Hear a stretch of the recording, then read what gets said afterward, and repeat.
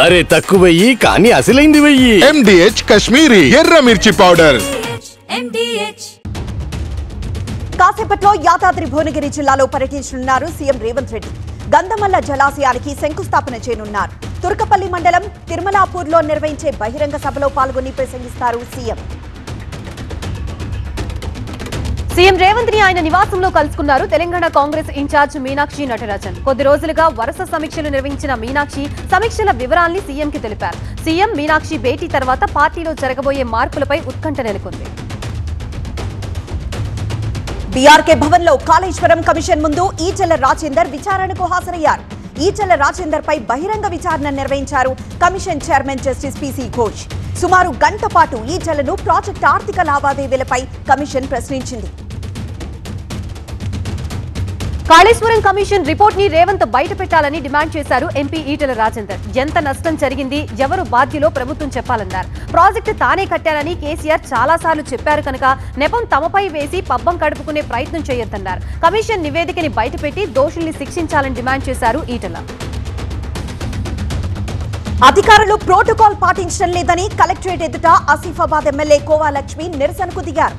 నియోజకవర్గంలో జరిగే అధికారిక కార్యక్రమాలకు ఆహ్వానించడం లేదని, కావాలనే ప్రోటోకాల్ పాటించడం లేదని కోవా లక్ష్మి ఆవేదన వ్యక్తం చేశారు. అధికారుల తీరును నిరసిస్తూ కలెక్టరేట్ ముందు బైఠాయించి నిరసన వ్యక్తం చేశారు. బనకచర్ల ప్రాజెక్టు అభ్యంతరాలపై జనవరిలోనే కేంద్రానికి లేఖ రాశామని చెప్పారు మంత్రి ఉత్తమ్ కుమార్ రెడ్డి. ఈ విషయాన్ని నిర్మలా సీతారామన్ దృష్టికి కూడా తీసుకువెళ్లామన్నారు. విభజన చట్టాన్ని ఏపీ అనుసరించలేదన్నారు. జీఆర్ఎంబీ టెక్నికల్ అనుమతిని కూడా పొందలేదన్నారు. డిపిఆర్ ఇవ్వకుండానే ప్రాజెక్టు చేపట్టారని తప్పుపట్టారు ఉత్తమ్. మంత్రి జూపల్లి కృష్ణారావు ఆసక్తికర వ్యాఖ్యలు చేశారు. ఏపీలో రాజకీయంగా నష్టం జరుగుతోందని తెలిసినా కన్న తల్లుల కడుపు కోతను సోనియా అర్థం చేసుకుని తెలంగాణ రాష్ట్రం ఇచ్చిందన్నారు. తెలంగాణ ఉద్యమంలో కేసీఆర్ పాత్ర ఉంది లేదని చెప్పలేమన్నారు జూపల్లి. అక్రమ మైనింగ్ కేసులో మాజీ మంత్రి కాకాణి గోవర్ధన్ రెడ్డిని పోలీసులు కస్టడీకి తీసుకున్నారు. నెల్లూరు జైలు నుంచి కృష్ణపట్నం పోర్టు పిఎస్ కి తరలించారు. 3 రోజుల పాటు విచారించనున్నారు రూరల్ డీఎస్పీ. విచారణ ముగిసే వరకు పిఎస్ లోనే ఉంటారు కాకాణి. డ్రగ్స్ కేసులో తిరుపతి పోలీసులపై వేటు పడింది. తిరుపతి ఏఆర్ డీఎస్పీ రవీందర్ రెడ్డిని బదిలీ చేశారు. ఇప్పటికే 2 కానిస్టేబుల్స్ గుణశేఖర్, రామచంద్రను అరెస్ట్ చేశారు. సర్వీస్ నుంచి 2 కానిస్టేబుళ్లను తొలగించారు. ఏఆర్ విభాగంలో డ్రగ్స్ మూలాలు బయటపడడంపై సర్కార్ సీరియస్ అయింది. పట్టించుకొని డీఎస్పీ రవీందర్ రెడ్డిని బాధ్యుడిని చేస్తూ బదిలీ చేసింది. కర్నూలు జిల్లాలో భారీగా నకిలీ పత్తి విత్తనాలు పట్టుబడ్డాయి. యంత్రాలయం మండలం యాలపల్లి గ్రామంలో విజిలెన్స్ అధికారులు నకిలీ విత్తనాలు పట్టుకున్నారు. పక్కా సమాచారంతో మాజీ జెడ్పీటీసీ మాలపల్లి లక్ష్మయ్య ఇంట్లో సోదాలు నిర్వహించి నకిలీ పత్తి విత్తనాల్ని సీజ్ చేశారు. మాలపల్లి లక్ష్మయ్య సోదరుడు నాగమల్లేష్ పై కేసు నమోదు చేశారు. వరంగల్లో నకిలీ విత్తనాల దందాకి చెక్ పెట్టారు పోలీసులు. పరకాలలో దాడులు చేసిన టాస్క్ ఫోర్స్ కాలం చెల్లిన పురుగుల మందులు, పత్తి విత్తనాలను సీజ్ చేశారు. హైదరాబాద్ కేంద్రంగా తెలంగాణలో నాణ్యత లేని విత్తనాలు సరఫరా చేస్తున్నట్లు గుర్తించారు. 4గురిని అరెస్ట్ చేసిన టాస్క్ ఫోర్స్ టీం మిగతా వాళ్ల కోసం గాలిస్తోంది. రైతులంతా అప్రమత్తంగా ఉండాలని, సర్టిఫైడ్ షాపుల్లోనే విత్తనాలు కొనుక్కోవాలని వరంగల్ పోలీస్ కమిషనర్ సన్ప్రీత్ సింగ్ విజ్ఞప్తి చేశారు. ప్రజల ఆశలు, ఆకాంక్ష తీర్చడమే తమ ప్రభుత్వ లక్ష్యమన్నారు డిప్యూటీ సీఎం బట్టి విక్రమార్క. గత పాలకులు దొంగల్లా దోచుకున్నారని మండిపడ్డారు బట్టి. మహబూబ్ నగర్ జిల్లాలో గడిచిన 10 ఏళ్లలో నీళ్లు ఇవ్వలేదు, నిధులు ఆవిరయ్యాయని విమర్శించారు. తమ ప్రభుత్వంలో పాలమూరు, రంగారెడ్డి ప్రాజెక్టుని పూర్తి చేసి బీడు భూముల్ని సస్యశ్యామలం చేశామని హామీ ఇచ్చారు బట్టి విక్రమార్క. సిద్దిపేట జిల్లా హుస్నాబాద్ లో జరిగిన రైతు మహోత్సవం కార్యక్రమంలో మంత్రులు తుమ్మల, పొన్నం ప్రభాకర్ పాల్గొన్నారు. రైతులు ఆదాయాన్ని పెంచుకుంటూనే అన్ని రకాల పంటలు పండించాలన్నారు మంత్రి తుమ్మల. ఈ ఏడాది రైతులు పంటలు వేయకముందే రైతు భరోసా జమ చేస్తామని చెప్పారు. హుస్నాబాద్ నియోజకవర్గాన్ని ఆదర్శవంతంగా చేస్తామని తెలిపారు మంత్రులు.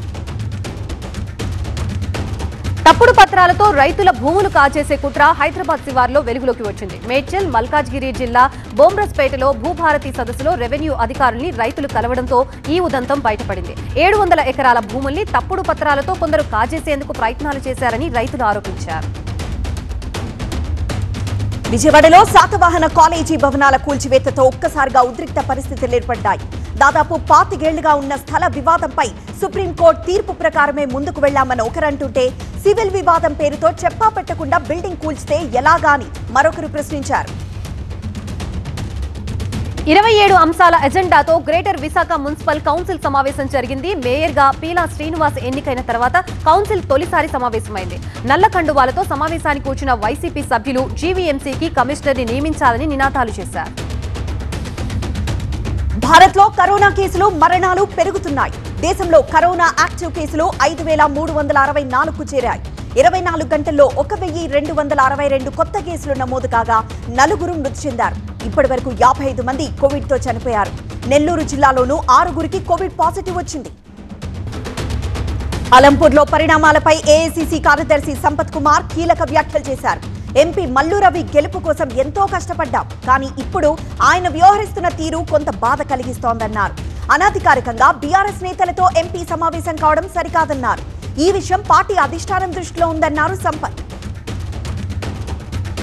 ఇథనాల్ ఫ్యాక్టరీ విధ్వంసం తర్వాత భయాందోళనలు నెలకొన్నాయి. భయం గుప్పిట్లో పెదధన్వాడ పరిసర గ్రామాలు ఉన్నాయి. నిందితులు లొంగిపోవాలంటూ పోలీసులు హెచ్చరికలు జారీ చేశారు. విధ్వంసం చేసిన వాళ్ళని అప్పగించాలని గ్రామస్తులకి గ్రామ పెద్దలకి సూచిస్తున్నారు పోలీసులు. ఇప్పటికే 12 మందిని అరెస్ట్ చేసి రిమాండ్కు తరలించారు పోలీసులు. మరికొందరిని అరెస్ట్ చేసేందుకు పోలీసులు ప్రయత్నాలు చేస్తున్నారు.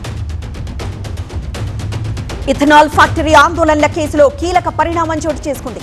విధ్వంసం వెనుక Nagar Kurnool sub jail superintendent Nagaraju ఉన్నట్లు గుర్తించారు పోలీసులు. ఎఫ్ఐఆర్లో నాగరాజును A3గా చేర్చారు రాజోలి పోలీసులు. నాగరాజు పాత్రపై పూర్తి ఆధారాలు సేకరిస్తోంది దర్యాప్తు బృందం. ఇథనాల్ ఫ్యాక్టరీని రైతులు వ్యతిరేకిస్తున్నారు కనుక ప్రభుత్వం రైతులతో చర్చలు జరపాలని డిమాండ్ చేశారు ఎంపీ డీకే అరుణ. నిన్న జరిగిన కేబినెట్ సమావేశంలో కొండని తవ్వి ఎలుకను కూడా పట్టలేదని ఆరోపించారు. ప్రభుత్వ ఉద్యోగులకి 5 డిఏలు రావాల్సి ఉంటే కేవలం 1 డిఏ మాత్రమే ఇస్తానడం కరెక్ట్ కాదన్నారు. అవినీతి పాలన కొనసాగిస్తే చూస్తూ ఊరుకోమన్నారు డీకే అరుణ. వరంగల్లోని మహేష్ కోఆపరేటివ్ బ్యాంక్ లో ఘరానా మోసం వెలుగు చూసింది. బ్యాంక్ మేనేజర్ తో పాటు బ్యాంక్ సిబ్బంది మోసానికి తెరలేపారు. ఏకంగా 43 లక్షలు కొల్లగొట్టారు. ఆకస్మిక తనిఖీల్లో నకిలీ బంగారంతో 43 లక్షల లోన్ తీసుకున్నట్లు గుర్తించారు బ్యాంక్ అధికారులు. వరంగల్ బ్రాంచ్ మేనేజర్ శివకుమార్ తో పాటు 9 మందిపై కేసులు నమోదు చేసి విచారిస్తున్నారు. సికింద్రాబాద్ బేగంపేట పాట్నీ పరిధి ఆక్రమణలపై హైడ్రా అధికారులు మరోసారి యాక్షన్ కు దిగారు. పాట్నీ నాలా పరివాహక ప్రాంతంలో ఆక్రమణల్ని అధికారులు తొలగిస్తున్నారు. కంటోన్మెంట్ యంత్రాంగంతో కలిసి నాలాని ఆనుకుని ఉన్న 2 భవనాల్ని కూల్చివేశారు. చినాబ్ రైల్వే బ్రిడ్జ్ ని ప్రారంభించి జాతికి అంకితం చేశారు ప్రధాని మోదీ. చినాబ్ నది నుంచి 359 మీటర్ల ఎత్తులో బ్రిడ్జ్ నిర్మాణం చేపట్టారు. 1486 కోట్ల వ్యయంతో ఈ బ్రిడ్జ్ నిర్మాణం చేశారు. మరోవైపు కాట్రా శ్రీనగర్ వందే భారత్ ఎక్స్ప్రెస్ ను ప్రారంభించారు ప్రధాని మోదీ. వందే భారత్ ఎక్స్ప్రెస్ లో ప్రయాణం చేసి విద్యార్థులతో మోదీ ముచ్చటించారు. భారత్లో అల్లర్లు మత కల్లోలాలు సృష్టించడానికే పహల్గామ్లో ఉగ్రదాడులు చేశారన్నారు ప్రధాని మోదీ. జమ్మూ కాశ్మీర్లో పర్యటించిన మోదీ కాట్రాలో బహిరంగ సభకి హాజరయ్యారు. మాతా వైష్ణోదేవి ఆశీర్వాదంతో జమ్మూ కాశ్మీర్ ప్రజల చిరకాల స్వప్నం చినాబ్ వంతెన పూర్తయిందన్నారు మోదీ. బెంగళూరు తొక్కిస్లాట ఘటనలో అరెస్టుల సంఖ్య 4కు చేరింది. ఆర్సీబీ మార్కెటింగ్ హెడ్ నిఖిల్ సోసాలేను అరెస్ట్ చేశారు పోలీసులు. ముంబైకి వెళ్తుండగా బెంగళూరు కంపగౌడ ఎయిర్పోర్ట్ లో అదుపులోకి తీసుకున్నారు. నిఖిల్ తో పాటు డిఎన్ఏ సిబ్బంది సునీల్ మాథ్యూ, కిరణ్, మరో వ్యక్తిని కూడా అదుపులోకి తీసుకున్నారు పోలీసులు. కర్ణాటక క్రికెట్ సంఘం కార్యదర్శి కోశాధికారి కోసం గాలిస్తున్నారు. ఉత్తరప్రదేశ్లోని లక్నోలో ఎన్కౌంటర్ జరిగింది. 2.5 ఏళ్ల బాలికపై అత్యాచారం చేశాడు దీపక్ వర్మ అనే వ్యక్తి. అత్యాచారం తర్వాత నిందితుడు అలంబాగ్లో దాక్కున్నాడని పోలీసులకి సమాచారం అందడంతో పోలీసు బృందం అక్కడికి చేరుకుంది. దీంతో పోలీసులపై నిందితుడు కాల్పులు జరిపాడు. పోలీసుల ఎదురు కాల్పుల్లో దీపక్ వర్మ చనిపోయాడు. ఆర్బీఐ వడ్డీ రేట్లను వరుసగా తగ్గిస్తూ వస్తోంది. తాజాగా 3వ కీలక వడ్డీ రేట్లను సవరించింది. ఈసారి రెపో రేటును ఏకంగా 50 బేసిస్ పాయింట్ల మేర తగ్గించింది. దీనికి సంబంధించి ఆర్బీఐ గవర్నర్ సంజయ్ మల్హోత్రా ప్రకటన జారీ చేశారు. రెపో రేట్ను 6% ఉన్నది 5.50% తగ్గించామని చెప్పారు. రెపో రేట్ ని తగ్గించే అంశంపై ఎంపీసీ ఏకపక్ష నిర్ణయం తీసుకున్నట్లు ఆర్బీఐ గవర్నర్ సంజయ్ మల్హోత్రా చెప్పారు. ఆర్బీఐ వడ్డీ రేట్లని వరుసగా తగ్గించడం వల్ల మధ్యతరగతి ప్రజలకి మేలు చేకూరుతోందన్నారు. దీని కారణంగా లోన్లు తక్కువ ధరకే అందనున్నాయి. అలాగే ఈఎంఐల భారం కూడా భారీగా తగ్గనుంది. అమృత్సర్ స్వర్ణ దేవాలయంలో ఖలిస్తాన్ జిందాబాద్ నినాదాలతో కలకలం రేగింది. అకాలీ నేత సిమ్రన్జిత్ సింగ్ మాన్ గోల్డెన్ టెంపుల్లోకి రాగానే ఈ నినాదాలు హోరెత్తాయి. ప్రపంచవ్యాప్తంగా ఇవే నినాదాలు వినిపిస్తున్నాయంటూ అక్కడే ఉన్న అకల్ తఖ్త్ మాజీ నాయకుడు జస్బీర్ సింగ్ వ్యాఖ్యానించారు. ఆపరేషన్ బ్లూ స్టార్ కి ఇవాల్టితో 41 ఏళ్లు పూర్తయ్యాయి.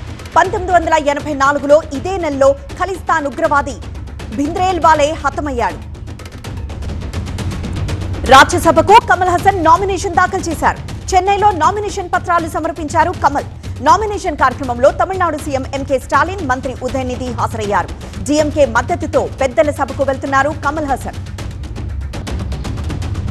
మహేష్ బాబు, రాజమౌళి కాంబినేషన్ లో వస్తున్న SSMB 29 సినిమా షూటింగ్ కొన్ని రోజులుగా జరగడం లేదు. సమ్మర్ హాలిడేస్ ఇచ్చేశారు దర్శకుడు రాజమౌళి. జూన్ 9 నుంచి మళ్లీ కొత్త స్కెడ్యూల్ మొదలు కానుంది. ఈసారి భారీ స్కెడ్యూల్ ప్లాన్ చేస్తున్నారు మేకర్స్. హైదరాబాద్ లోనే కొత్త స్కెడ్యూల్ మొదలు కానుంది.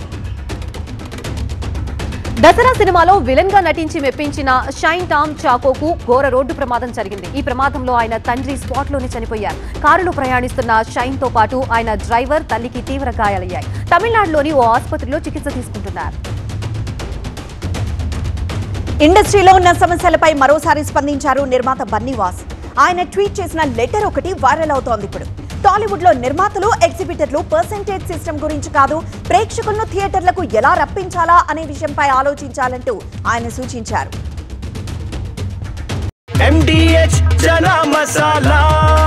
ఇప్పుడు పచ్చ శనగలైనా, బొబ్బర్లైనా, తెల్ల శనగలైనా, నల్ల శనగలైనా అన్ని అమోఘంగా అవుతాయి.